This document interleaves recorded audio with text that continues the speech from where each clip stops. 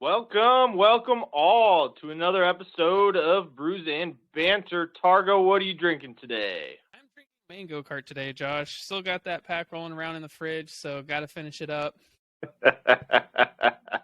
Yeah, I mean, you can't buy new ones until you get rid of the old ones, right? I need to go to Total Wine. Don't they have those deals where you can do mix up 6 different beers? I need to go. Oh, yeah. Yeah, and they have more beers than you could possibly imagine. So I am drinking Squatch Rocket from No Lie. It's a Juicy Haze IPA, blood orange. Ooh, Don't see me drinking IPAs very often, but this one's tasty. Blood orange is usually pretty good for an IPA. Yeah, it would have to be for me to drink it, especially to buy a 6-pack. So those are our brews. Let's get to some banter. Welcome to Brews and Banter. Targo, after a huge weekend last weekend with lots of implications all over the table, we're right back at it. This week on the 18th, first up, we got Crystal Palace against Manchester United. United on a high after a big win against City, have a chance to go second. Crystal Palace is on a free fall right now. I believe they've won 1 out of their last 5 games. How do you think this one's going to go?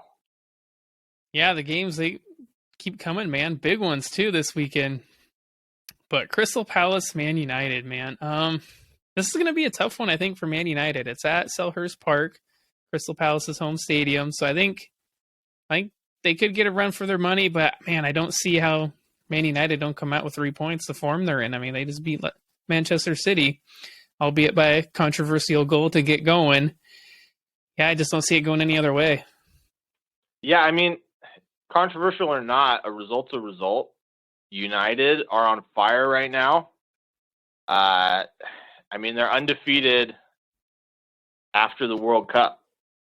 Yeah, how do you stop Marcus Rashford? Yeah.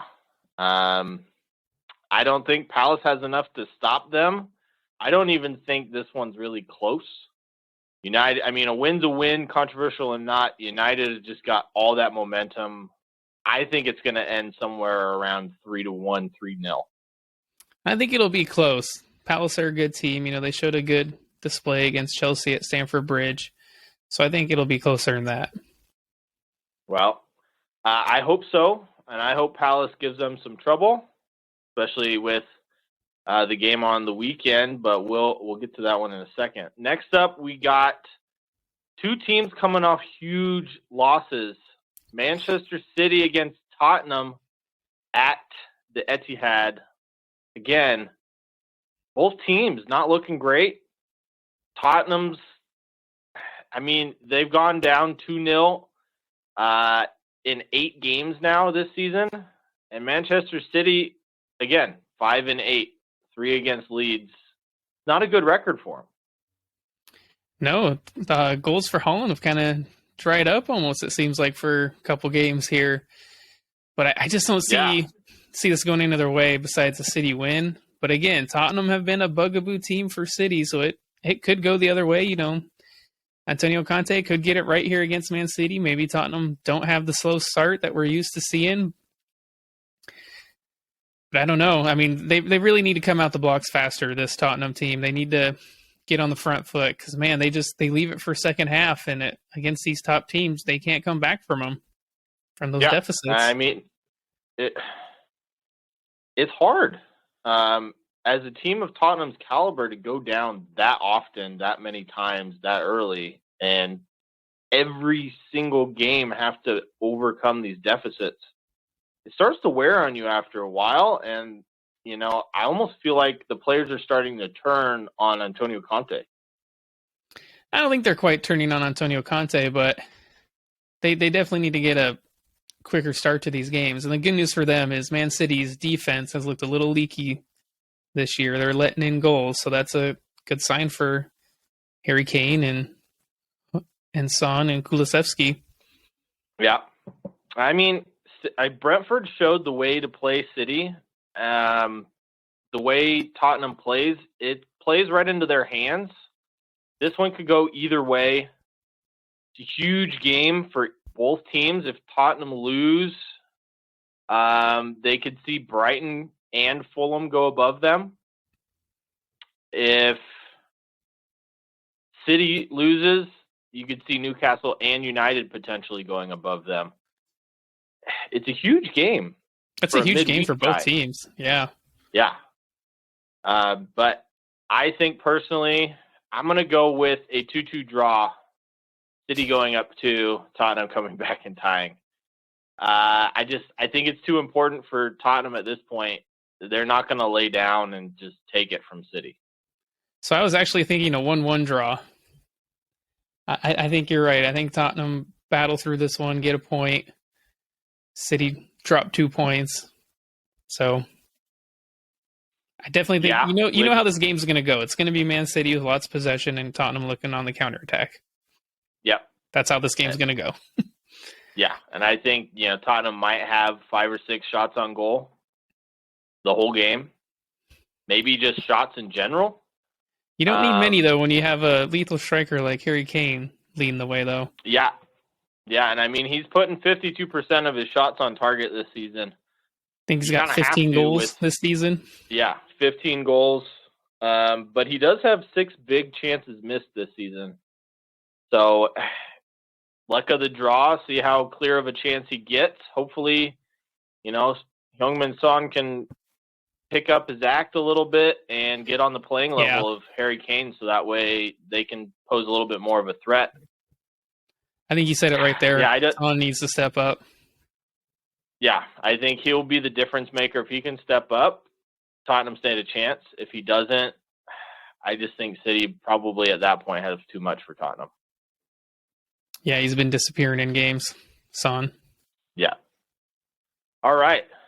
Next up on the 21st, we have another huge game with not quite as much implications, but could be a jump start to a season for both teams. We have Liverpool against Chelsea at Anfield. Yeah, this is a big game. 9th and 10th place is where they're sitting at. Both of them have 28 points, so this will be a big game for both those teams. Yeah, I mean, Liverpool's got the goal difference, but there's not much between these two. No, I mean, Chelsea, they've got a couple new signings in. Obviously, João Felix still suspended, won't play in this game, but we'll see if Mykhailo Mudryk comes on, as it can be a difference maker for Chelsea. It is at Anfield, so you always have to kind of back Liverpool at Anfield, it seems like. I mean, they did beat City earlier this year at Anfield, so, I mean, they just show they can beat anyone at Anfield. Away from home, different story. Chelsea, Mudryk, does he give them enough of a boost to really make them more dynamic going forward? I don't know about that. He's an electric talent, tons of speed. But is he going to line up on the right or the left? If he's on the left, I mean, you got Alexander-Arnold can keep up with him. I don't know how long he stays in front of him, but he will definitely... We'll dig at Arnold there. Trent. Yeah, I mean, I love the guy. He's a world-class talent, but his defending this season has been very suspect. Yeah, you can definitely throw a ball into the box, but yeah, his defending's not up to par. Yeah. And then I didn't look. Is Darwin Nunez back for this game, or is he still out? I'm not sure. I think Van Dijk is out, so that's a big loss for Liverpool. Van Dijk is definitely out. Well, regardless, if Nunez is playing, then I think Liverpool stand a better chance of winning this game. However, I really don't know if I trust Liverpool going forward right now. I think Chelsea might be able to pull this one out. I'm predicting a draw on this one. So, because it's like Liverpool's bad defense and Chelsea's poor offense. Which one's going to almost be worse today on that day? And so that's why I'm kind of predicting a draw. I think it'll kind of even itself out. Okay. I think this game is won in the midfield. So whatever team's midfield shows up. I mean, both midfields have looked very suspect this season. I'm going to go with a 1-0 Chelsea win, just because Darwin Nunez, even if he's back, he's not full fitness or 100%. I just think that Liverpool defense is way too leaky this season, and Chelsea coming off that win against Palace and Liverpool coming off that huge loss against Brighton and the huge loss against Brentford. I think Chelsea might have too much for them, but you could be right with a draw. I'm thinking, 0-0, 1-1 draw on this game. Yeah, neither one of those would surprise me. But it'll be a game to watch, that's for sure. Next up, we have another relegation scrap. This is another big weekend in the relegation battle. You have 17th place Bournemouth against 13th place Nottingham Forest. Only 4 points between these two. However, Nottingham Forest won 2 in a row. Bournemouth, I think they've lost 4 or 5 in a row. I don't see Bournemouth getting anything out of this game. Yeah, Bournemouth have lost 4 in a row. For some reason, I'm thinking this is where Bournemouth ends their streak and they get a result against Forest. It would be a huge result for them if they do. I think they're going to get one. I think it's obviously they're probably not the favorite to win, but it is at Bournemouth's home stadium, so I think they get the result here. Yeah, that's my bold prediction. I think Forest wins this one. I think it's going to be 2-1 with Danilo, Forest's new signing, making his debut off the bench. And I think he helped shore up their defense a little bit more, but definitely a back and forth game. I just don't think Bournemouth have it right now. Whatever it is, they can't find it. This Forest team is on fire right now. I think they will pull out the result. I'll go Bournemouth then. All right. Like I said, it's at their home stadium. They're on a skid. They need to right this ship. This could be the game to do it. It's a team that's kind of near them. So could be, but it's not. Next up, we got Leicester City against Brighton. Brighton is on fire right now. They have a game in hand on Tottenham and Fulham. 2 games on Fulham. They're only 3 points back of Tottenham. Tottenham loses on Thursday. Brighton have every chance in the world of hopping into that 5th place spot. And the way Leicester are playing, I don't see this going any other way but Brighton's.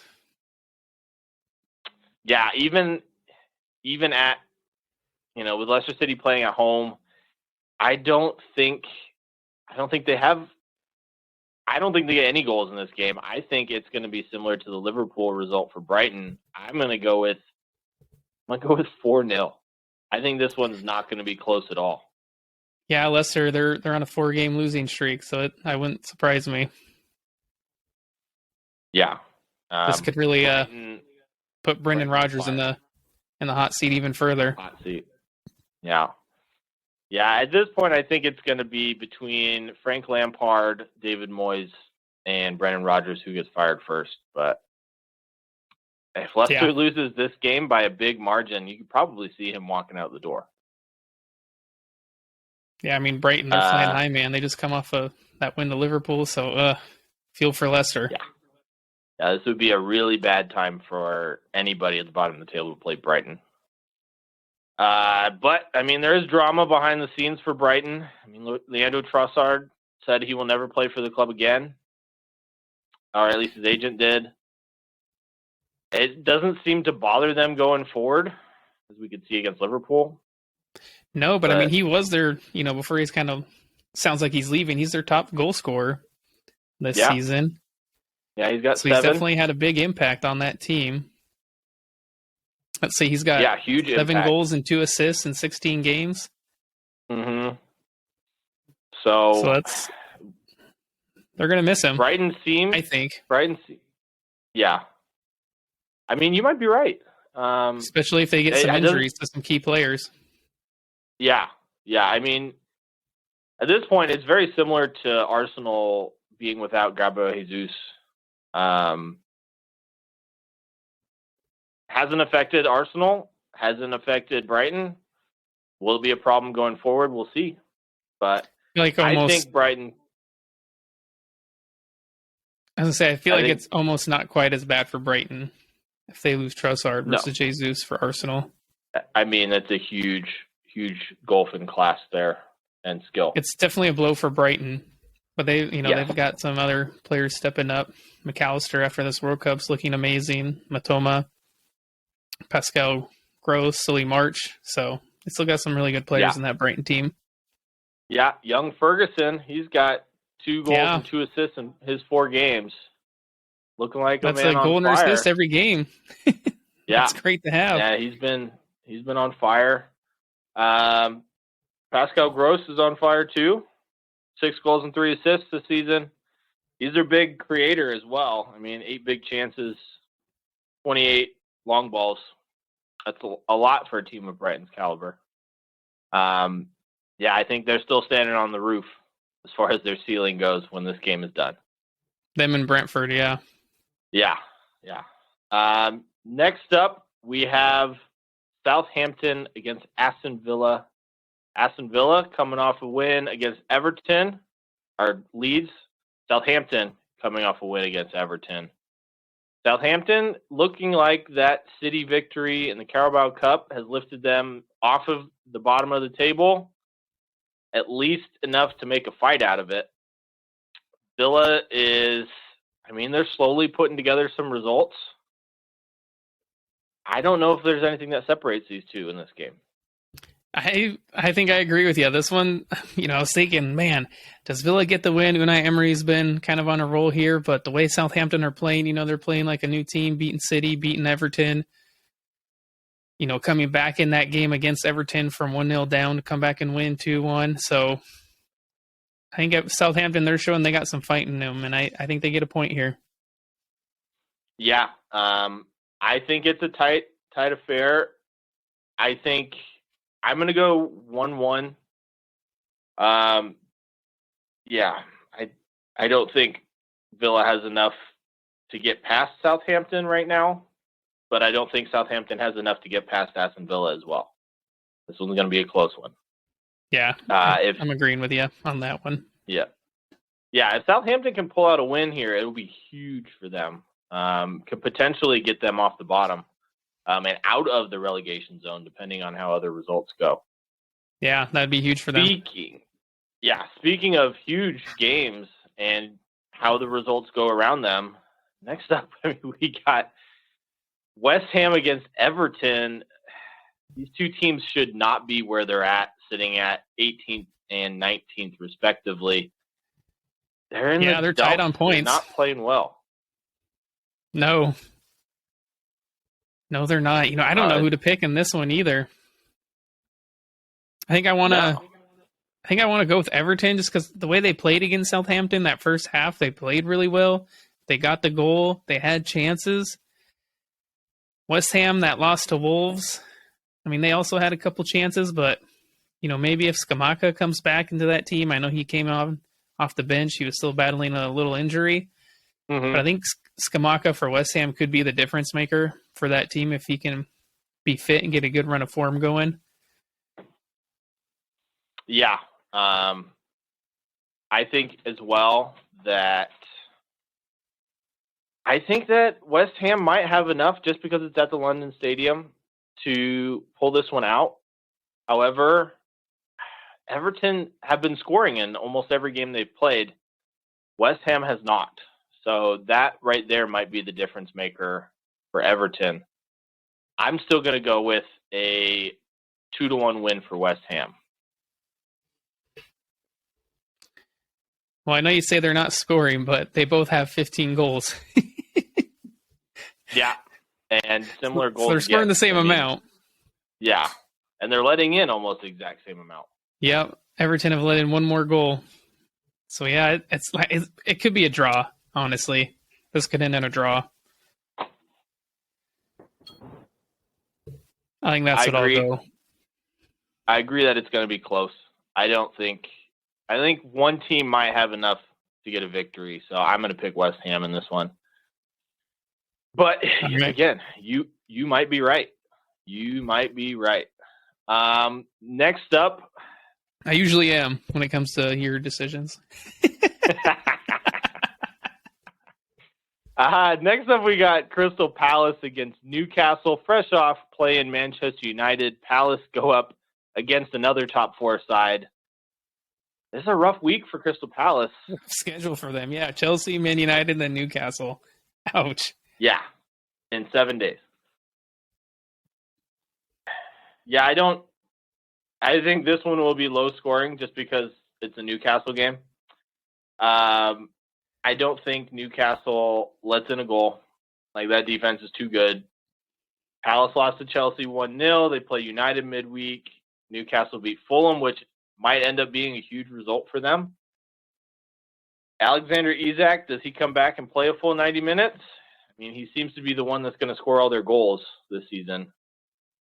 We'll see if he can. He's their big money signing. That's what they paid all that money for him. Yeah, and he's played in what, 2 or 3 games? 4, yeah. It was his 4th game that he came on this weekend. Yeah, so he's been a big miss for them, but they've had the results without him. I think Newcastle wins this one 1-0. We'll see. I'm curious if Bruno Guimaraes plays in this game. I think he could be a very missed player in that Newcastle team. Yeah, I mean, that injury was not pretty on the weekend. I cringed when I watched it in slow-mo. I think Crystal Palace get a result. I think they get a draw here. They get a point. Okay. I'm rooting for it. Yeah, I mean, you're going bold this week. I still think Newcastle can't always pick the favorite team, man. Can't always pick the favorite team because they don't win every game. I'm going off form. I think Newcastle gets this one. The defense is just too good. They're gonna have to lose eventually. I mean, they will eventually, but I don't think it's against Palace. I think it'll be against a team that's much higher in the table. I don't think so. I think it'll be against a team below them. They'll be more confident going forward, open up a little bit more versus, if they play a team above them, a Man United or Man City, I think they sit back more and play a little bit more defense. So I think it's going to be against one of these lower teams. They get a loss too. Well, if that happens, that could be the difference between them staying in the top 4 and dropping out. So, be a huge result if Palace do pull it out. I don't think it's going to happen, but clearly you do. I'm going for a draw, man. All right. On the 22nd, we got Leeds against Brentford. Leeds lost to Villa 2-1. Brentford beat Bournemouth, and ultimately the scoreline does not flatter them at 2-0. Probably should have been more. I think the way Leeds have been playing, Patrick Bamford's back on the score sheet. I'm taking Leeds in this one 2-1. I think the Cinderella story of Brentford can't go on forever. I think but you can for Newcastle. Jesse Marsh gets a much-needed win. This would be a good game, man. Leeds, they're such a fun team to watch. Like, I think, honestly, they might be my second team in the Premier League. They're fun to watch. And, of course, it doesn't hurt. They got a couple Yanks on that team, and they got a Yank coach, so I gotta root for those guys. And so I'm going to root for Leeds in this game. But, man, Brentford, we'll see. They're on a tear, too. So this could be a fun one. Yeah, I mean, Thomas Frank has done wonders at Brentford this season. I think Leeds have been, like, it almost looks like their form is, like, they're always so close to winning every single game. Right there. They are right there in all these games. Snowballing slowly. I think this is the game at home where the snowball starts to tumble downhill and they start picking up some results.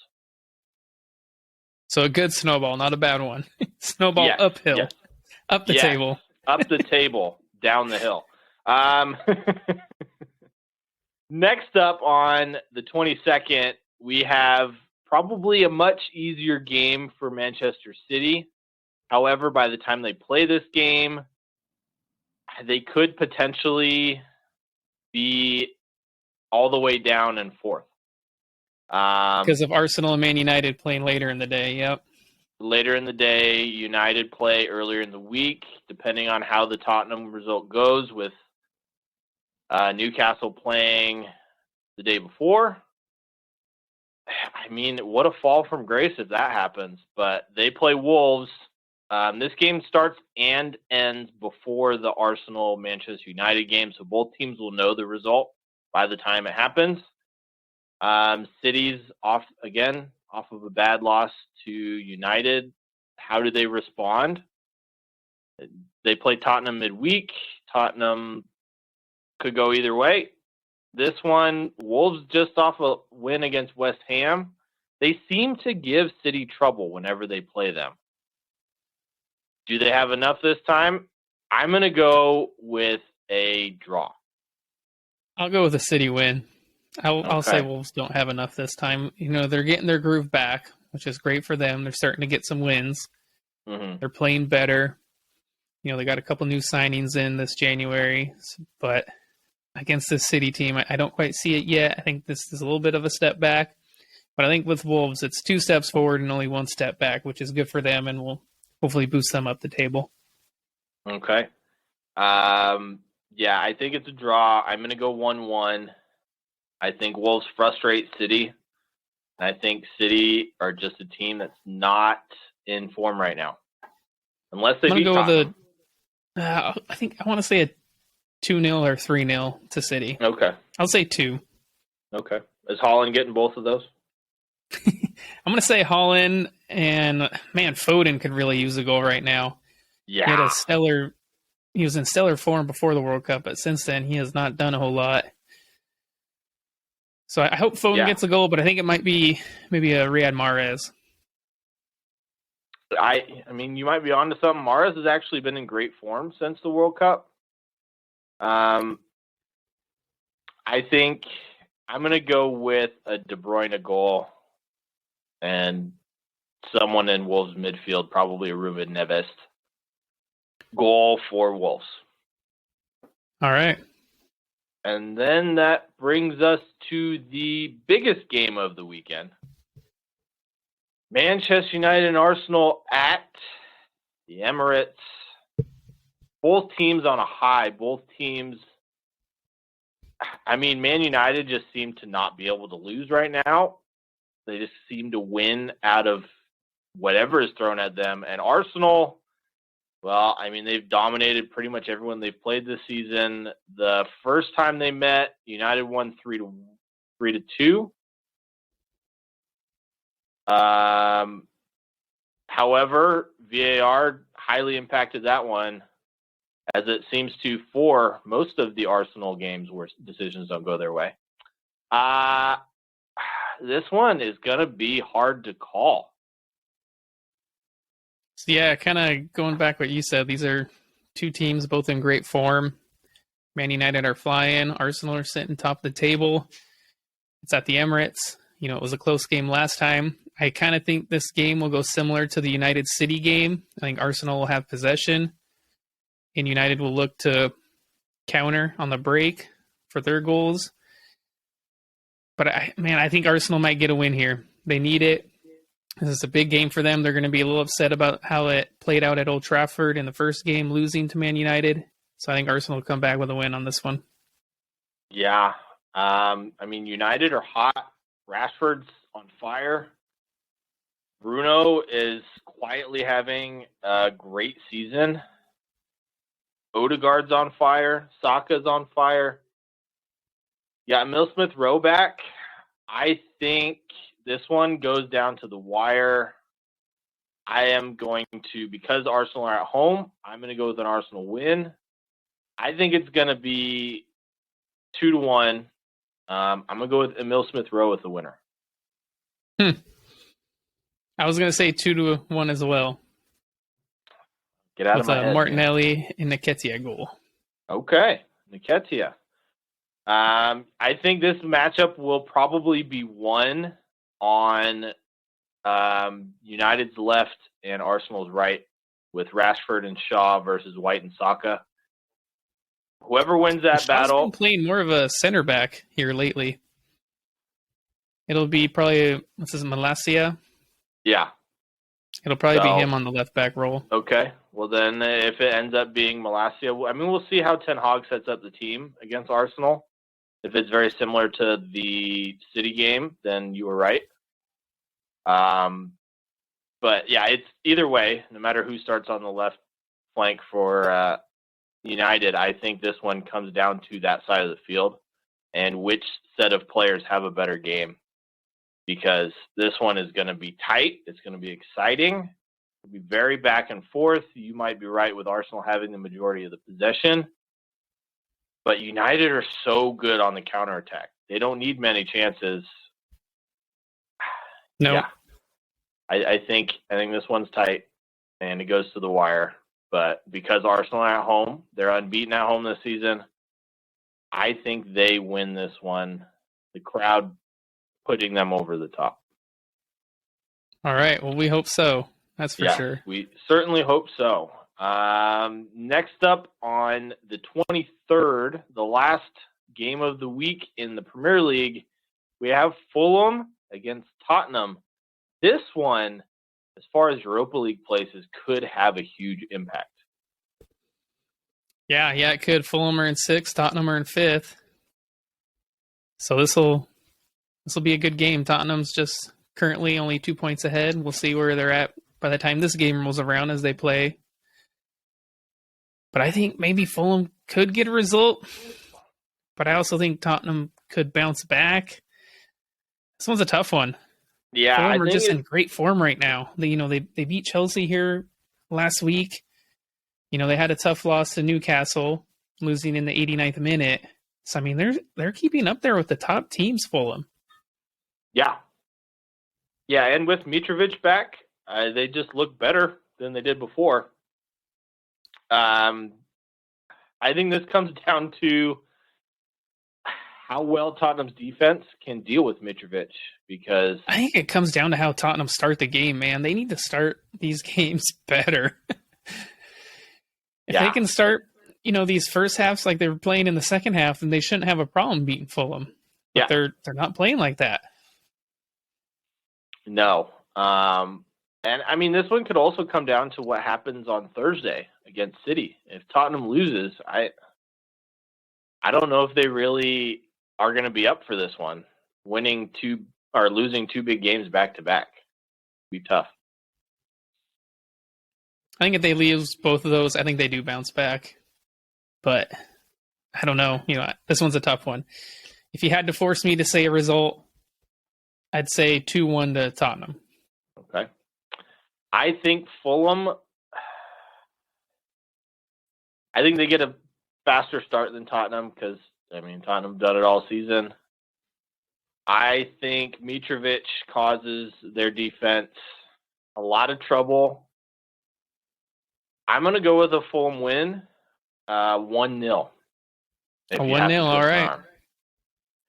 Because that's a tough one to predict. I don't want to agree with you anymore. I'm done. Okay. All right.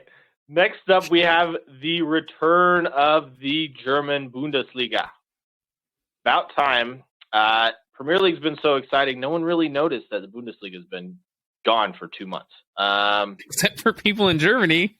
Yeah, except for people in Germany. It starts off with a bang, let me tell you. You got RB Leipzig, who are sitting in third against Bayern Munich, who perennially, they just seem to always be sitting in first. How do you think this one's going to go? Yeah, that is a great start to the Bundesliga. Yeah. First, third. I'm hoping Leipzig get the win just to keep it interesting, because Bayern are sitting in first on 34 points. Leipzig are sitting in third on 28.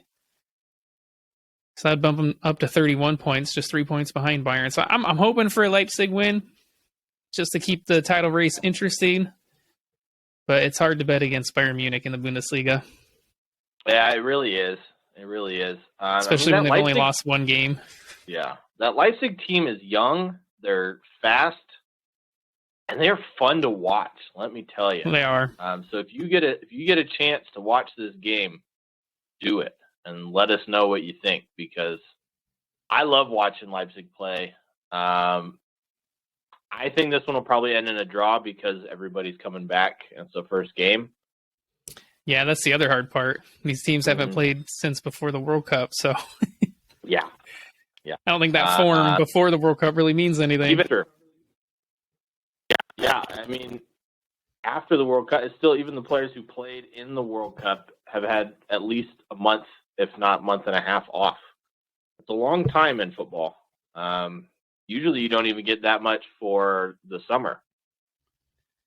So no, they've had some friendlies though, but yeah, it's not the same. Not the same. Yeah, it should be exciting. I think it's going to end a draw. Okay. I just first game back, both teams looking to get a win. It'll be close, but I'm gonna go the draw. On the 21st, we got Wolfsburg against Freiburg. 7th against 2nd. Freiburg surprise outfit of the season in the Bundesliga. Yeah, let's see if they can keep it going.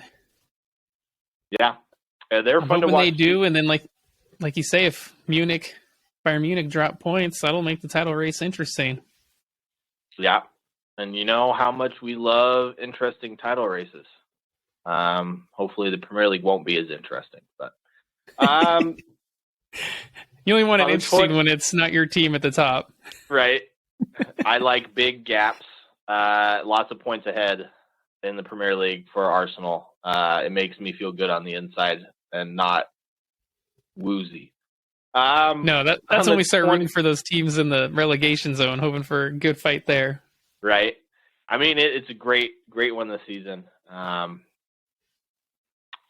Speaking of mid-table outfits, on the 22nd, we got Borussia Mönchengladbach against Bayern Leverkusen. Mönchengladbach's in 8th and Leverkusen's in 12th. How much of a surprise is that for you, for those two big teams being that low on the table? Yeah. Dortmund also sitting pretty low in 6th place, so there's some surprise outfits in Germany this season. Yeah. We mentioned Freiburg sitting in 2nd, Eintracht Frankfurt are in 4th, Union Berlin in 5th, so some teams are stepping up in the Bundesliga, giving some of these more well-known teams that you're used to seeing at the top of the table a run for their money. Yeah, definitely makes it more interesting, and that's why it's more fun to watch. Augsburg sitting in 14th. Dortmund coming back. Jude Bellingham is back on the pitch. How do you think this one goes? Yeah, I think I got to go for Dortmund on this one. It's tough. These teams haven't played for a while in the Bundesliga, so we'll see. But you look at where they're at in the table, it's hard not to bet against Dortmund on this one. Yeah, it's going to be a tough one for me to pick anybody but Dortmund in this game. Could be interesting, but it's a game to watch, definitely. All right. Next up, we move to Italy on the 21st. We got, Salernitana against Napoli. Salernitana coming off a 8-2 loss against Atalanta. You said it. Ochoa is looking more like Ocho. Yeah. Napoli thrashed Juve 5-1. I don't think this one's close. Oh man, I hope poor Memo Ochoa can make some saves in this game and keep it respectable, because it could get ugly. Yeah, especially the form that Napoli's in this season. I don't think it's going to be very close. No. The 22nd, we have a huge matchup. Juve, who's in 3rd, against Atalanta, who's in 6th. Atalanta coming off an 8-2 victory. Juve coming off a 5-1 loss. This one could go either way. Yeah, and if Atalanta win this game, they'll be tied on points with Juve. Yeah. So this could be a huge chance for Atalanta to make a statement. I agree. We'll see how it goes. It's on Paramount Plus. Depending on the time of that game, I will probably be watching it. Next up, we got Inter against Empoli. Inter in 4th, Empoli in 14th. Inter's coming off a win against Verona. Empoli beat Sampdoria, which is a big victory for them. Yeah, Sampdoria, they're not having the best season, though. They're sitting in 19th place, so not surprised there that Empoli beat them. I mean, You the expect form of Inter to Inter get the this win on this season, one. yeah, form of Inter this season's kind of been all over the map. So it's which one shows up. But I do agree. I think Inter have too much for Empoli, and I think Inter wins this one. Leading to a very interesting battle. Again, Lazio against AC Milan, 5th against 2nd. Lazio just beat Sassuolo 2-0. Milan tied Lecce 2-2. Milan have the firepower, but they seem to not They're be able to conceding keep, goals, man. yeah, not being able to keep the ball out of the net. They are conceding goals, and it's coming back to bite them. They've had a couple draws here, so I think Lecce might see this as a chance to get one over on them, but we'll see. Yeah, and potentially jump into the top 4. So yeah, they'd be a point behind AC Milan in the table if they beat them. Be a big game. Let's fly over to Spain and Targo.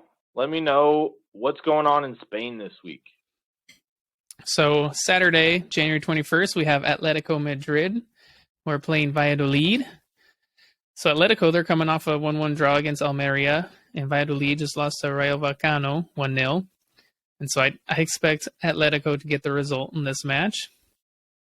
And then Sunday, just off their Supercopa win in the El Clasico against Real Madrid, Barca, who are in first place, host Getafe, who are in 15th. And the way Barca played against Real Madrid, man, they should have no problem beating Getafe in this one. I agree. Especially since at the new camp. And also Sunday, just coming off their loss to Barca in the Supercopa final, you have Real Madrid in 2nd, who are taking on Athletic Club, who are in 8th. So Athletic, they lost to Real Sociedad 3-1 over the past weekend. And so I think Madrid can hopefully get back to winning ways. I think they get a result here. If not, the alarm bells could be beginning to start to ring there in Madrid at the Bernabeu. Yeah, I mean, they lose another one or drop points. I mean, they're just going to get further and further behind Barcelona at the top there. I think Thierry Henry said it best. Everybody in Europe fears Real Madrid, but Real Madrid fears Barcelona. It's a huge game for Real Madrid. See if they can get the result that they need. Yeah, they definitely need a result. Yeah. But if Athletic Club get a win here, that could potentially jump them up into 4th place, depending on how other results go. Wow. So that's quite the jump. Yeah. So, yeah, big game for both teams. Switching gears, though, a little bit. We're going to go back and talk about Chelsea. About a week and a half ago, Jose Mourinho was asked about Chelsea and if he thinks he could do better than what they're doing right now. Mourinho said, I don't think it's very difficult to coach at Chelsea because I was champion 3 times. Ancelotti was champion. Conte was champion. Who else? It can't be very, very difficult because we win titles here. Graham Potter responded.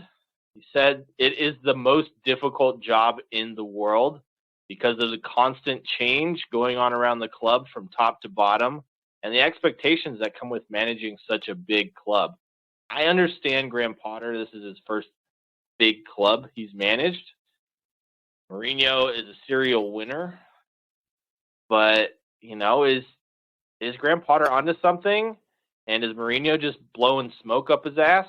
Or is Graham Potter making life harder for himself than it actually is? I think it's more Graham Potter's onto something. Mourinho's blowing smoke. You know, obviously with the new ownership, that's something Mourinho never had to go through. Yeah.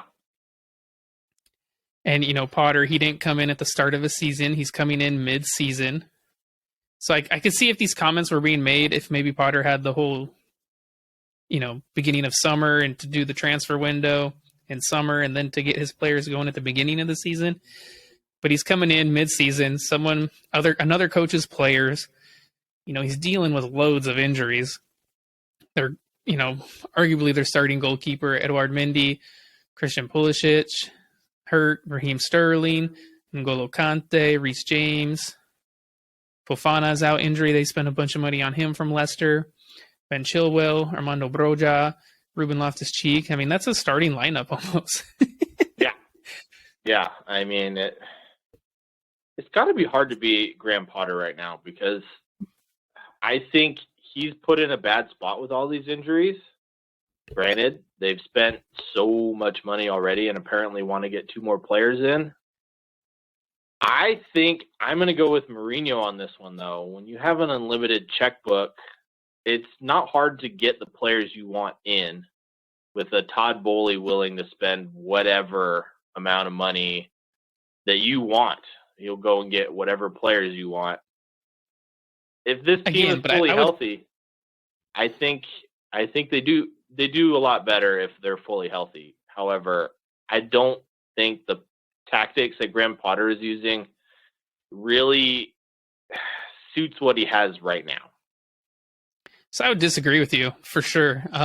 Saying that Graham Potter has gone and spent a bunch of money. I mean, yeah, they got João Felix on loan, which again they overpaid.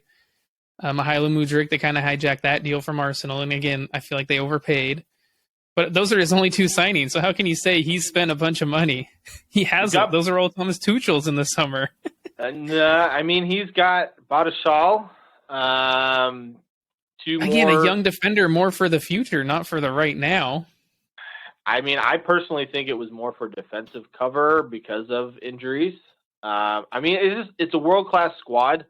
They should not be in 10th with almost as many losses as they have victories right now, no matter who is coaching them. Chelsea is the quality again, man, of the squad. Luck is not going Potter's way, though. Like I mentioned, those injuries. If you have Reece James, Raheem Sterling, Ben Chilwell, Edouard Mendy back there, I don't think they lose a lot of these games. It's honestly, it's bad luck for Graham Potter, if anything. All these injuries coming his way. I mean, you feel for him. I mean, it's nothing he can control. If he has those players in a system he's trying to implement, do they do better? Potentially.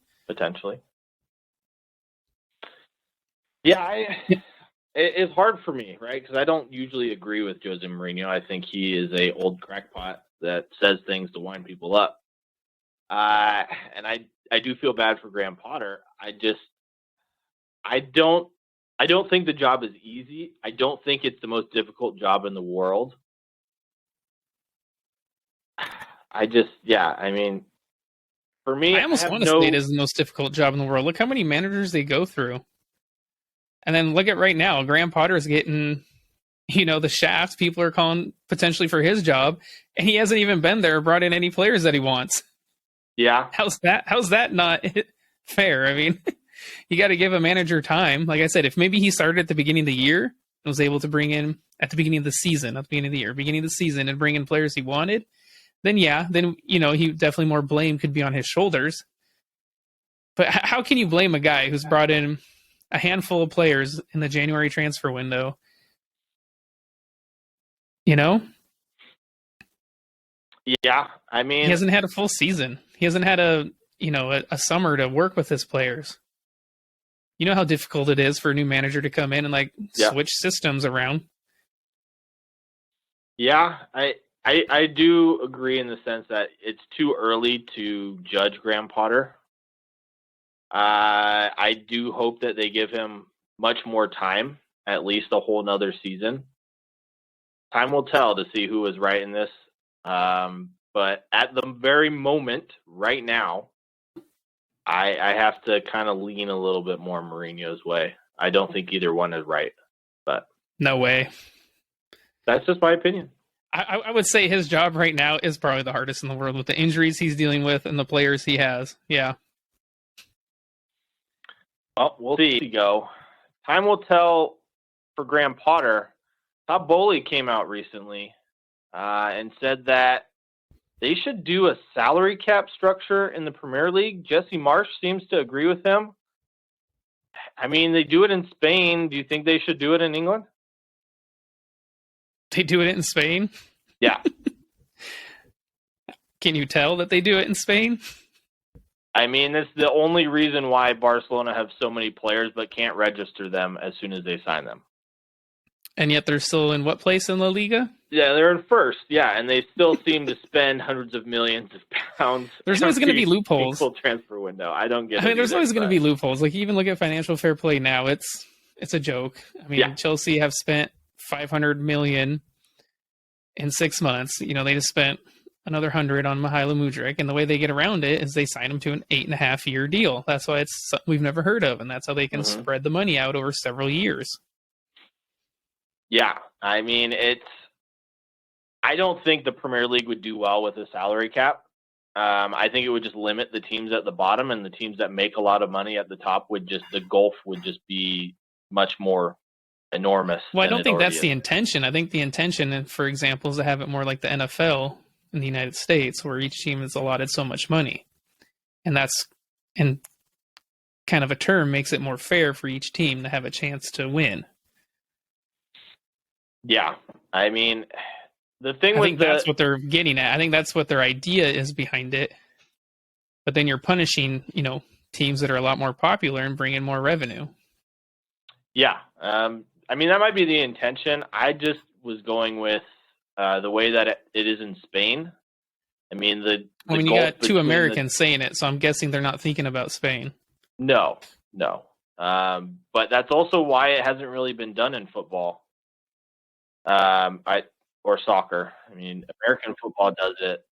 Pretty much every American sport does it. But it's never really worked in Europe as far as soccer goes.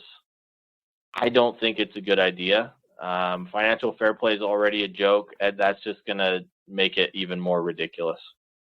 Yeah, they wouldn't get it right. I mean, let's be honest there. Yeah. It's like the NFL trying to go and play in England. It doesn't seem right. All right. Speaking of transfers and salary caps, let's go over our top transfer rumors. I think, Targo, let's go top 3 this week. All right. You go ahead. Let me know what is getting your attention. So one that got my attention was Matteo Guendouzi going to Aston Villa to reunite with Unai Emery. I thought that one was kind of interesting. It's still crazy to think that Matteo Guendouzi is only 23, so he's still a young player. Yeah. So has high potential, but yeah, I thought that one was interesting. I don't think it'll happen, but... I mean, he's not starting every game for Marseille. I think the ability to be able to go prove everybody wrong again in England might interest him. He had a great relationship with Unai Emery. It's possible. It's definitely possible. It's a rumor for a reason, but... I agree, though. I don't think it'll happen. No, but I thought that one was an interesting one. The other one I have here is Arsenal looking at Rafinha over at Barcelona after this Mudryk deal fell through. He's only been at Barca for 6 months. He's not getting a lot of playing time. It seems Barca would want at least 100 million euros for him, which is quite a bit. And Xavi has come out and stated that he doesn't want anybody to leave the club. So I don't think that one happens either. And honestly, I don't think he's the best fit for Arsenal. No, I don't think so either. Then my third rumor is Azzedine Ounahi to leave Angers for Leeds United. So Leeds, they're a little unsure after already investing so much in Jorginho Ruder, but apparently Napoli have already made a bid for Ounahi for 15 million euros. Yeah, I mean... Which I think that would be a steal for that I agree. Young 22-year-old Moroccan. That would be a steal, especially after seeing him in the World Cup, and we know how prices go up after the World Cup. I think Napoli, they're just going to try to build on what they have, and if I'm Ounahi, I would rather take Napoli over Leeds. It'd be a fun project for sure. The way Napoli's playing, they're flying in Serie A.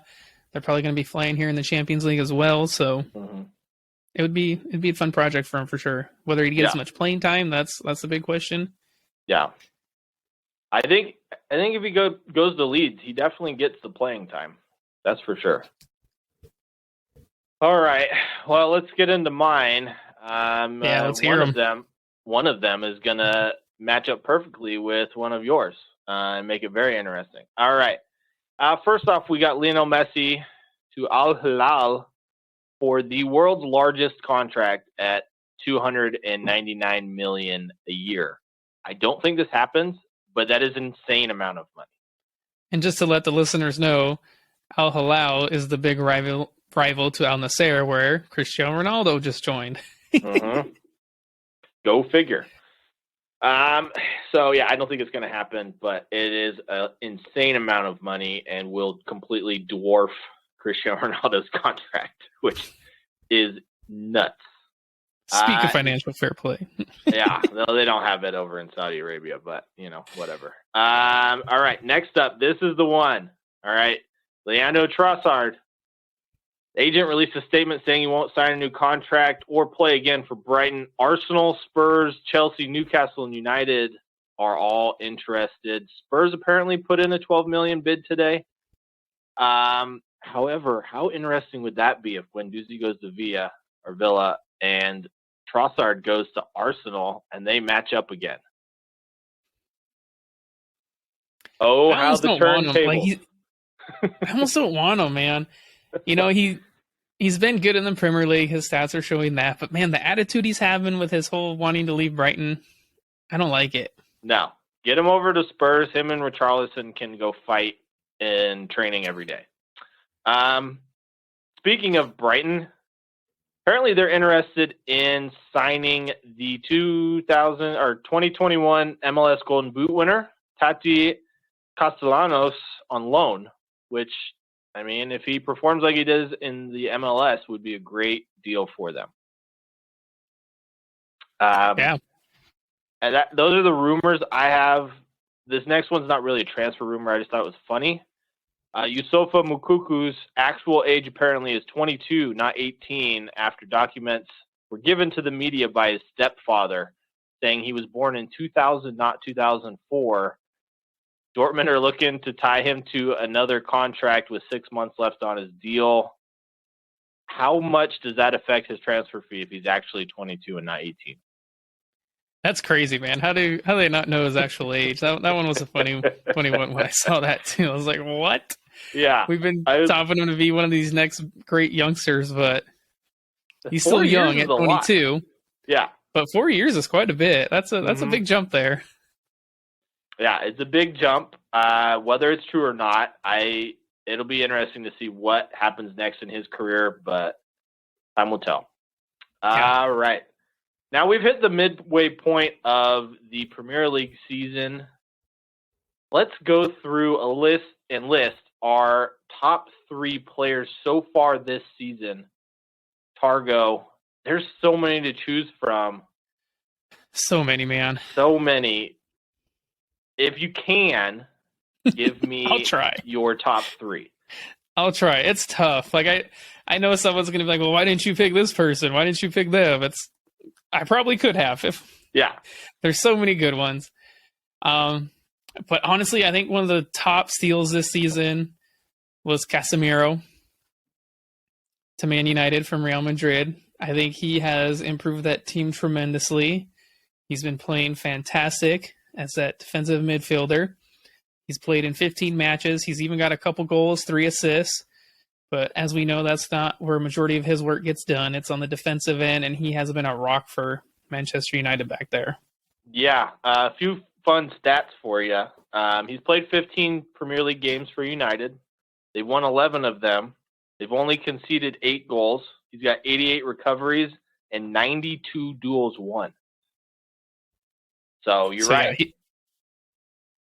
he's been fantastic. And then my number 2 player in the Premier League right now, so far, for the halfway through the season, is going to be Ivan Toney from Brentford. The guy is on fire. He's played in 17 matches. He's got 13 goals and 3 assists. So that's 16 goal contributions in 17 games. And that is amazing. And it's showing in Brentford's where they're at in the Premier League in 8th place, which is fantastic for Brentford. We talked about what their ceiling is. They're on top of the roof at this point. So we'll see if they can keep it up, if they can hold on to him, and if he can stay healthy. I think Brentford are looking really good here for the next couple of years. I agree. He seems to be a man on fire, and every match is looking like a nice kickabout with the boys. So that's right. And then my number one, as a non-biased Arsenal fan, has to be Martin Odegaard. The guy has been tearing it up. He's played in 17 matches. He's got 8 goals, 5 assists, and he's just been pivotal for Arsenal, showing up in these big games, which was a big criticism of his, as he tended to disappear in the big games. But we saw it against Tottenham. He gets a goal, and so he's playing really good. He played well against Liverpool when they played them, so he's showing up for the big games. And for me, he's my player of the Premier League right now so far. Yeah, and fun fact, he's got 5 assists and 5 goals since the World Cup. So yeah, he's been on a tear. Yeah. And then obviously I have some honorable mentions that I'd like to go through. I was debating between a couple, between Ivan Toney or Marcus Rashford. I also wanted to maybe put a Miguel Almiron or a Alexander Mitrovic, but all those players have been playing well. You can look at Brighton, Pascal Gross, Trossard, Leandro Trossard. And then honestly, the whole Newcastle defense has been amazing. Kieran Trippier, Sven Botman, Fabian Schär, Dan Burn, Matt Target when he's been filling in. So yeah. But those are my 3. Martin Odegaard, Ivan Toney, Casemiro. Best players in the Prem so far this season. Well, I'm going to start where you left off. You said a bunch of defenders for Newcastle. My first one I'm going to go with is Nick Pope. Man has been possessed this season. So would he be your number 3 pick or number 1? He is my number 3 pick. Okay. He's allowed 11 goals, has the same amount of clean sheets, hasn't conceded a goal in 11 hours of Premier League play. I know, it's a lot of 11s. Got 50 saves, which ranks him 12th. And then an interesting one, he's got 18 high saves, which are ones that are essentially above the goalie's shoulders. He's been on fire, and a lot of his play and his organization of his defense has been why Newcastle have been so successful this season. My number 2, I could have gone with so many people. I wanted to. I had to go with someone from Arsenal, and I'm going to go with their linchpin and their rock. A surprise to most people, I'm going to go with Thomas Partey. The man dictates how Arsenal plays. Arsenal are top of the table. He is the reason why they are so well going forward. Granted, he had a kind of I wouldn't say the best performance against Tottenham, but he's been there all season, finally healthy. He's been on fire. Arsenal player. They're in first place. It's hard not to pick some of these Arsenal players. I agree. You could have picked Martinelli, Saka, Xhaka's been Ramsdale, playing like Saliba. You can't recognize him. Yeah. But as far as Thomas Partey goes, he's got 2 big goals. His only 2. Almost had another one this weekend. He's got 54 accurate long balls over the defense. Got 116 recoveries, 72 duels won, and 23 clearances. You put Casemiro on here, he's got 20 more duels, but he's got 30 recoveries less. So, you could have gone either way. Both of them are very impressive this season as linchpins of their defense, midfield and defense. But I had to go with Thomas Partey. If he gets hurt for Arsenal, I don't know what's going to happen. And then number 1, I went with everybody's favorite. This one's boring. I picked Erling Haaland. The guy's got 21 goals and 3 assists in 17 games. That's just it's nuts. It's nuts. He's a machine. and a robot, but he does make Manchester City very one-dimensional. So how he affects the team going forward, it'll be interesting to see. They're starting to look like Julian Alvarez is actually a better fit up front than Erling Haaland is as far as making them multi-dimensional. But I mean, he scores 1.24 goals a game. Yeah, that whole Man City offense looks amazing. I mean, look at Kevin De Bruyne. He's got 3 goals and 10 assists in 18 matches, and Phil Foden's got 7 goals and 4 assists. So they're filled with talent in that Man City attack. Yeah. But I think the biggest one for me is, I mean, Haaland has 21 goals, but he's got 12 big chances missed. That would put him as the record holder in the Premier League for goals in a season if he puts all of those away. The guy is just there all the time around the goal, sniffing out chances. But he's my pick for number 1. I wanted to go with, Bukayo Saka. William Saliba was right on the edge for me. He's transformed that Arsenal defense. At the beginning of the season was doing really well. He's kind of dropped off, I feel like, a little bit in the past few games. But he's, I don't think anyone expected him to perform that good. Yeah. And then as far as players you didn't mention as honorable mention, because I don't need to repeat you, because we could have said any of them. Harry Kane. So many. Harry Kane, 15 goals, 1 assist, 8 big chances created, 6 big chances missed. He's just always there. Like, you expect that from Harry Kane, though. That's why it's almost he's just having a regular season. Which is crazy, because if you put him in the Golden Boot race last season and at this point had 15 goals, you'd be like, wow, Harry Kane's having a great season. But Erling Haaland has overshadowed him so much that no one's talking about him. Another one, you got Kaoru Matoma. He's really impressed me this season. His stats don't say otherwise, but he, for Brighton, looks like a game changer. And then Bruno fun to watch, too. Yeah. Bruno is also on my list. The United's offense isn't as good without him. So that's what I have. And I'm not going to repeat what you said as far as players, because there's so many. Pretty much go through anybody essentially 8th and up and find at least one player on every team that could be a discussion for player of the season. Really could. Yeah. So that brings us to the end of this episode of Brews and Banter. As always, make sure you guys check us out on Instagram, Facebook, TikTok, Brews and Banter FC. Check out our Redbubble account for merch. And hope you guys enjoyed this episode. Cheers. Cheers.